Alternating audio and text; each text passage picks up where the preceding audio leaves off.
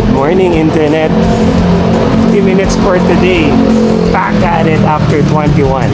Let's go!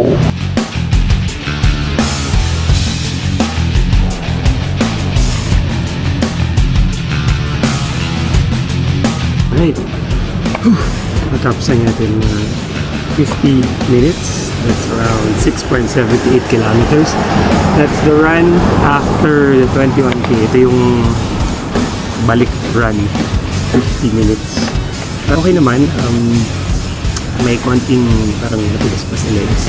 Hindi ko rin alam kasi I started also doing, well, weights yesterday. Pero light lang for the legs. Sabi kasi ni Coach Mark na try to do some lifting. So, feeling ko isa rin yun na makakatulong for that cramping na nangyari sa akin. So, I think dadagdagan ko na rin kasi hindi ako nagbubuhat tamad actually. So, lalagyan natin, subukan natin kahit mga dumbbells lang, tapos weights for the legs. That would help. Isa sa mga naalala ko pa na during the run, di ba may earphones kami ni Mark? Never kami patugtog. Weird lang. It just came up nang hindi ko nakwento. So, nandyan lang siya the entire 21K namin, pero hindi kami nag-sounds. Siguro dahil hype din yung area, so may mga music din all over. So, tapos pala yung kwentuhan. So, hindi na namin napansin. Ano ba yung mga hindi ko nakwento mga moments doon? Mostly, mga funny moments, mga napapansin namin along the street. Yung pagiging malabo ng mata ko. So, funny yung akala ko aristocrat was 1958 but it was 1930s pa pala. So, gano'n nakalabo yung mata ko rin. But it was night time. Mga funny moments lang. Akala ko malapit na yung time din. Akala ko parang 45 minutes na kami. Yung pala 1 hour 45 na yung mga gano'n. So, wala lang.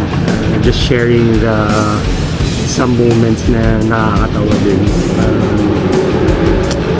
Si Mark nag-shave, sinasabi niya sa akin. Sabi ko kasi magpahid na siya ng Vaseline. So, yun, sabi niya may mga parts daw sa katawan niyang mahapde ang ligo. What else? Yeah. I think it's a good start for the week and for the comeback. I mean, yung pagtuloy ng ensayo. So, that's another 3 runs coming this week. So, run 1 is done. 2 more. Isang 1 hour ata. Tapos isang 1 hour 30 for this week. Medyo relax lang siguro. Wala ganong impact. Wala lang mabalik yung groove. Gusto ko mabalik yung parang hindi naninigas na yung legs. So, I think I have to do proper stretching. So, yun din. Tama din mag-stretching. Makapag-stretch lang, okay na. Pero dapat may sistema na talaga. Anyway, that's it for now. Again, salamat dun sa pag-follow nyo or pag-subscribe or pagpanood nyo dun sa aking mga kwento. I hope natutuwa din kayo. So, marami pa talaga to. I mean, again, hindi lang running ang mga magaganap na mga ikwento ko sa mga features dito. So, I'm gonna attend a wedding this weekend. That should be fun. I'll try to do a vlog for that. So, yeah, subaybayan nyo lang. Again, this is Khalil Rodriguez, aka Escriba Rock. Salamat!